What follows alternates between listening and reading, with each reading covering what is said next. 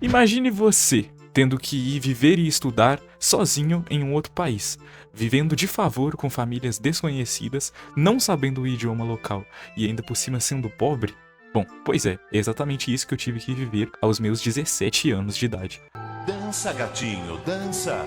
E como atualmente eu tô sem nada para fazer e não tô com dinheiro para pagar um psicólogo, eu decidi que vou contar isso em uma história do YouTube, porque sim, porque eu quero. Qual foi o ponto de partida inicial que me fez tomar essa decisão de viajar sozinho, sendo menor de idade, para um outro país? Antes dos meus 17 anos, eu basicamente tinha uma vida de um adolescente brasileiro médio. Eu fazia estágio, trabalhava de manhã, trabalhava igual um condenado para receber uma miséria, igual qualquer estagiário, e à noite eu frequentava escola pública.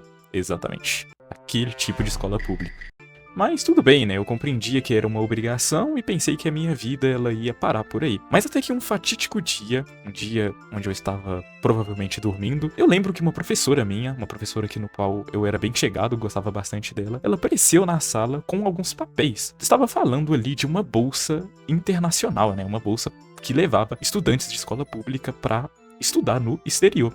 Quando eu vi aquilo, eu sinceramente não botei muita fé, até porque eu não acreditava exatamente que eu tinha a possibilidade de ganhar, até porque aquela bolsa eu já imaginava que ela seria bem concorrida, mas mesmo assim eu peguei o papel, fiz minha inscrição, porque eu pensei, eu não vou perder nada me inscrevendo nisso, né? O máximo que pode acontecer é eu tomar uma rejeição e vida que segue, né? Então eu vou me inscrever aqui, porque não tô fazendo nada mesmo. Se esse vídeo for bem, eu gostaria de contar isso do processo seletivo em outro vídeo, e nesse vídeo aqui eu vou pular mais pra parte, a partir do momento que eu vou pro aeroporto e de fato desembarco no meu outro país. E eu acho que, cara, o ponto inicial da vida de qualquer imigrante, de qualquer pessoa que vai ficar mais que 60 dias em um país é documentação. Documentação é um ponto muito forte que te pega muito mesmo.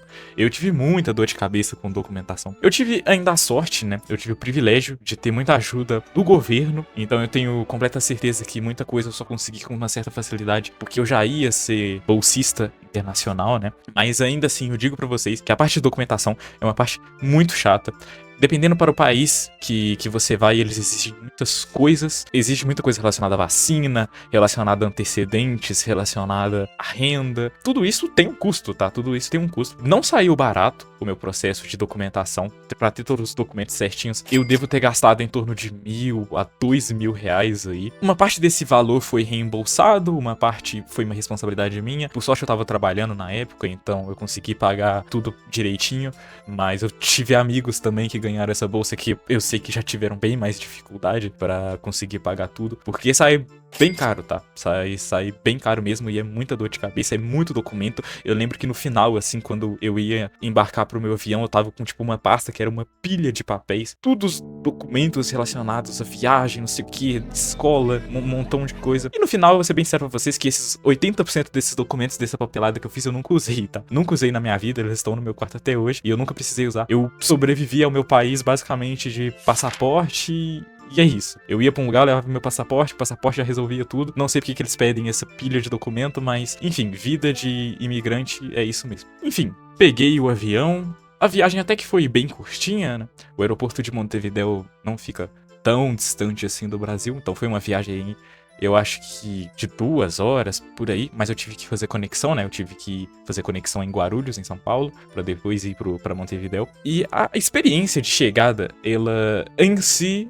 já foi bem mágica, né? Tinha uma pessoa que ia ser responsável de me levar até o terminal de ônibus pra me ir pra, de fato, a cidade onde eu ia morar, né? Porque eu não ia morar inicialmente em Montevidéu, eu ia chegar em Montevidéu pra depois ir pra uma outra cidade do Uruguai. E eu já cheguei com essa pessoa conversando comigo, me abraçando, não sei o que, me beijando, porque lá eles têm essa cultura de se cumprimentar dando um beijinho na bochecha, né? Que até então pra mim era bem raro, assim, eu nunca tinha visto isso. Então já foi uma experiência aí. E depois que a gente pegou o táxi, eu já percebi que eu ia estar ferrado, porque eu não tava entendendo nada do que ela e o taxista tava conversando, assim. Eles estavam, tipo, conversando muito rápido, em espanhol, obviamente, né?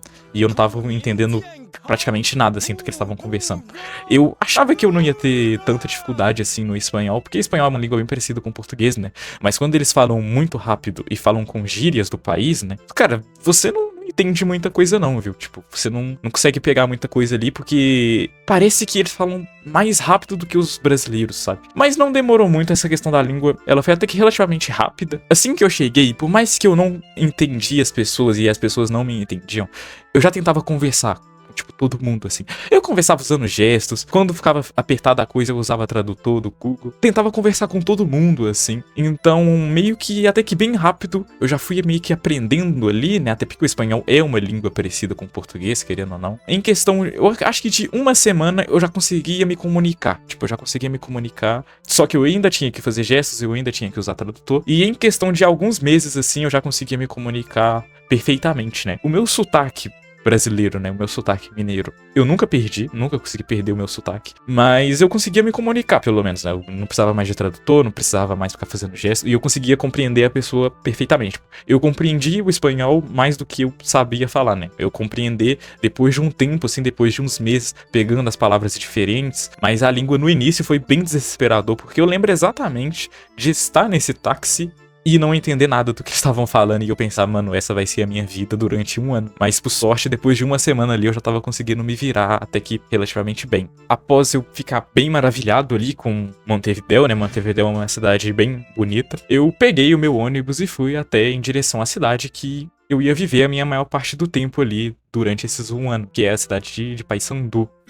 Uruguai. É uma cidade bem universitária, então ela já é conhecida por receber estudantes de fora pro Uruguai, e ela fica ali na fronteira com a Argentina, mais distante ali de Montevidéu. Quando eu cheguei, tinha uma família que iria me receber. Existem várias formas de intercâmbio, existem várias maneiras diferentes, né, de você fazer uma imigração. Tem gente que vai viver sozinho, tem gente que vai viver em casas universitárias, tem gente que vai viver em república.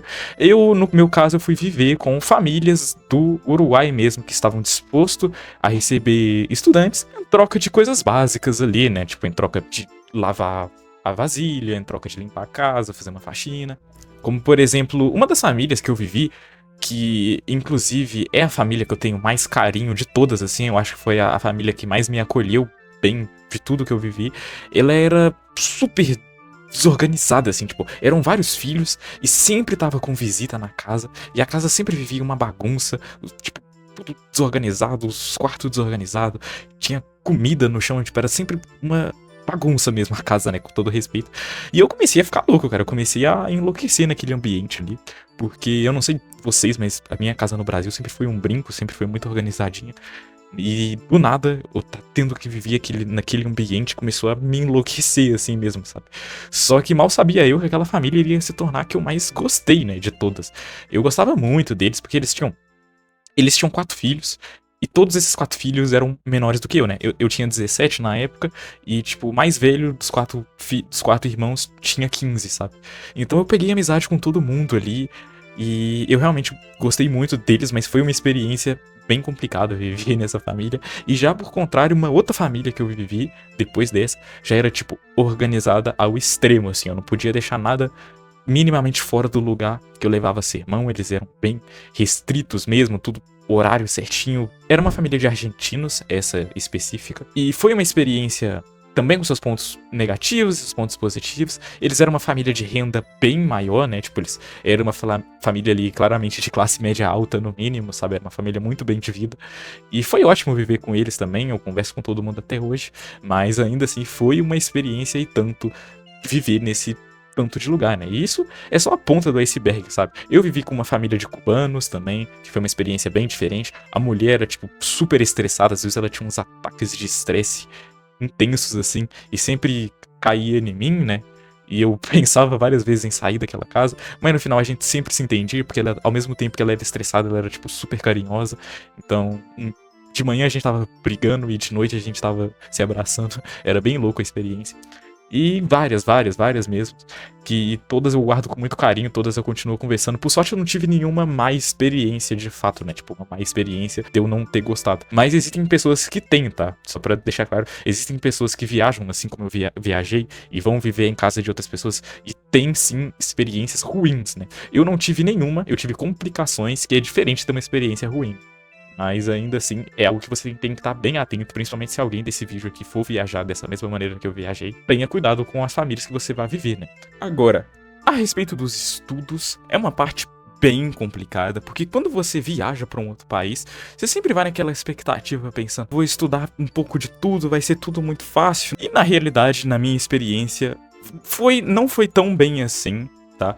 Eu não fui um desastre nos estudos, mas acontece que quando você é ou um intercambista, ou um imigrante, ou tá indo viver pra sempre em um outro país, cara, você sempre vai ter muita coisa na sua cabeça. Você sempre vai ter um monte de problema, tipo, rondando você, sempre vai ter um monte de coisa pra fazer. Sua rotina sempre vai ser mais corrida do que é de todo mundo, e você sempre vai sentir muita saudade e raramente vai ter a sua cabeça 100% no lugar ali pra focar totalmente no que você deve estudar, não é?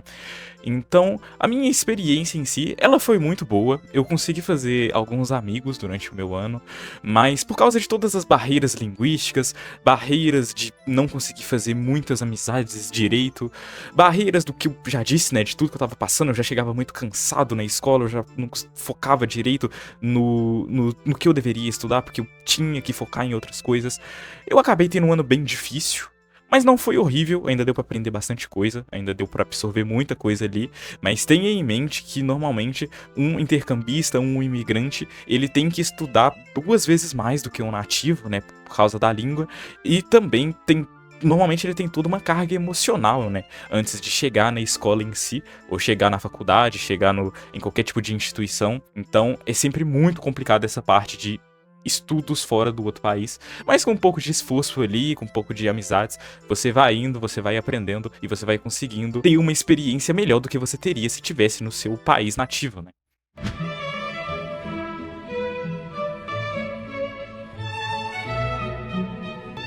Comentando sobre o que eu considero a melhor experiência de você viver um tempo fora em outro país, que é a parte social, né? É a parte de você conhecer pessoas, é a parte de você interagir com pessoas de todos os lugares do planeta. Como eu estava em um lugar muito universitário, tinha gente de praticamente todos os lugares do mundo ali, vivendo ou fazendo intercâmbio. Então, quando você sai do seu país, sai da sua cidade natal e vai para um outro lugar, você tem contato com pessoas com vidas completamente diferentes das suas, com pessoas com pensamentos diferentes dos seus, e é sempre uma experiência muito legal, tipo, você com certeza vai fazer amigos, até porque o Brasil, ele é um país muito bem visto pelo resto do mundo, tipo, todo mundo de todos os continentes do planeta conhecem o Brasil por alguma coisa específica, seja pela música, seja pelo carnaval, seja pelas festas, sempre você vai ter um assunto, um papo ali pra puxar, e eu fiz muitos amigos nessa minha experiência, tipo, de diversos grupos diferentes, amizades que eu provavelmente não queria fazer se eu estivesse aqui no Brasil, porque não fazem parte ali do meu grupo social, mas como eu tava em um outro país, eu consegui fazer e foi uma experiência muito legal todas. Tinha brasileiros que moravam lá também, então eu tive a experiência de conversar com outros brasileiros. E é sempre uma experiência muito gratificante você entender sobre a cultura do lugar e aprender uma cultura nova, aprender métodos de vidas completamente diferentes dos seus. Sempre ali estar em diversos grupos ali, conversar com pessoas da Europa, da África, da América, né, de outros países da América Latina. É sempre muito bom e eu acho que é a melhor parte de você viver fora mesmo, porque você volta com uma mente muito mais globalizada, né? Você percebe muitas coisas que antes você não percebia, até mesmo sobre o seu próprio país, assim. Coisas que você achava que existia no mundo inteiro, mas aí você percebe que existe só no Brasil. E coisas que você pensava que existia só no Brasil, mas aí você percebe que existe no mundo inteiro. Tudo isso acontece e é um crescimento emocional e intelectual muito grande mesmo, assim. Por isso que eu digo, sem medo, que é a melhor parte de você viver fora. É essa parte social, é essa parte cultural, que você volta quase como um outro ser humano, assim. Um ser humano muito mais aberto e muito mais disposto a viver coisas que antes você nem pensava que ia viver ou nem teria coragem de viver. Existem bastante coisas, na verdade, que eu acabei não falando nesse vídeo, né? Como, por exemplo, a experiência culinária, que sim, eu não dava tanta atenção assim antes de viajar, mas é muito importante, porque você vai sentir muita falta da comida brasileira, pode ter certeza disso. Eu, pelo menos, morria de falta de comer um arroz e feijão, porque lá no Uruguai é carne. E toda a experiência culinária, no geral, vai ser algo que você vai passar a perceber que as pessoas comem diferente de você, com outros costumes, é uma loucura. Tem a parte econômica também, que é muito importante, porque a maioria dos países do mundo são mais caros que o Brasil para se viver. Então, se você não tiver uma renda alta ou não tiver uma renda no próprio país, você vai sofrer com isso, com certeza. Porque lá no Uruguai, por exemplo, onde eu tava, tudo era muito mais caro que o Brasil, tipo, 3 vezes mais. E o meu salário continuava sendo em real, né? Então, pra mim, era como se a vida tivesse ficado 3 vezes mais cara mesmo. Então, a parte econômica é algo que você tem que ter em mente, é algo que você tem que pesquisar, porque tem uma importância fundamental pra sua vida, principalmente se você for pobre, né? Igual eu fui, né? Igual eu sou, na verdade. Então, é bem sofrido pra gente que é brasileiro e tem uma moeda tão fraca viver em um país com uma moeda forte, com uma economia forte. Principalmente se você não receber no país, né? Se você receber em real, que é o meu caso, porque eu recebia só uma bolsa de estudante, ó. Se fodeu. Então é isso, né? Vivam bem, aproveitem bastante. Lembrem que essa vida é um só, então tudo que vocês puderem fazer de diferente, puderem viajar, façam, conheçam coisas, tipo, tentem ser o menos preconceituosos possíveis e vão viajar, vão conhecer o mundo, porque esse mundo, apesar de ser tão cruel, apesar de ser tão injusto, ele é muito lindo também, ele é muito gratificante, ele é muito gostoso de viver. Então é isso, até a próxima, tchau.